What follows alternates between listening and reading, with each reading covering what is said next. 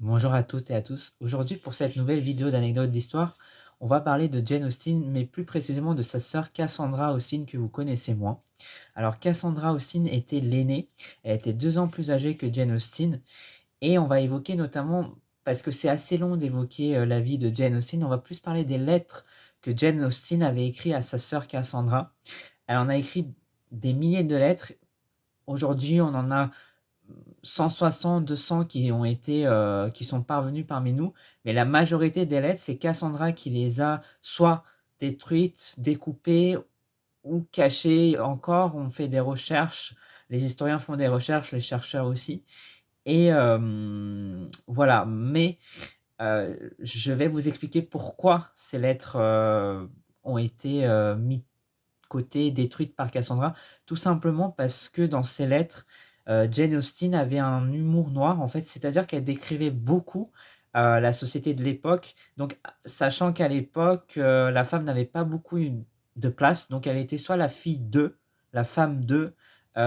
D'ailleurs, Jane Austen a signé ses livres by a lady, par une lady, donc, ou par l'écrivaine de Pride and Prejudice, Mansfield Park, c'est-à-dire l'écrivaine de Mansfield Park, de Orgueil et Préjugés, mais jamais par son nom. Et c'est Cassandra Austen, après la mort de Jane en 1817, qui mourut quand même jeune, à 41 ans, que Cassandra va publier les éditions, rééditions, avec le nom de Jane Austen, en fait, justement pour la mémoire de sa sœur. Et justement, si elle avait publié en même temps les lettres, ça aurait sali la mémoire, puisqu'elle critiquait beaucoup la société. D'ailleurs, elle critiquait les bourgeois, les hommes, les femmes, euh, les aristocrates. D'ailleurs, elle a même rencontré le prince régent George IV, Jane Austen.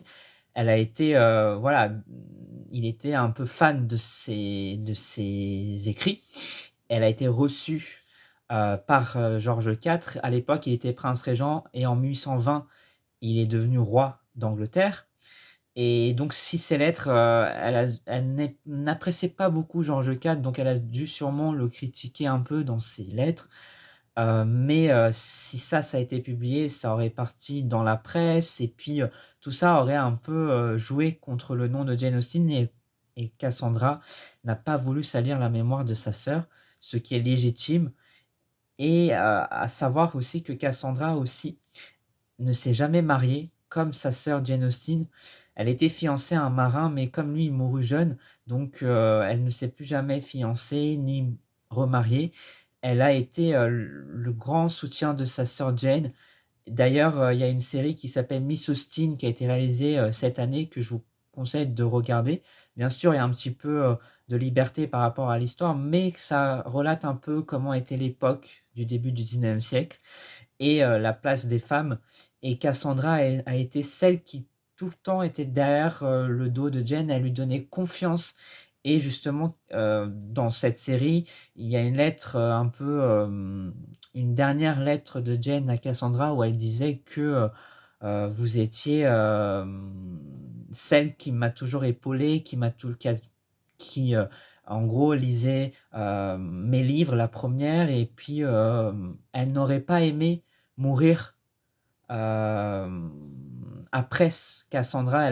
Elle se disait que c'était bien qu'elle meure avant, parce que Cassandra était beaucoup plus dans la bienveillance et dans le combat, et que voilà, qu'un peu elle a joué un grand rôle, Cassandra, dans le nom de Jane Austen. Voilà, c'est juste ça que je voulais vous parler aujourd'hui. Alors je vous dis à bientôt pour une nouvelle vidéo d'anecdotes d'histoire.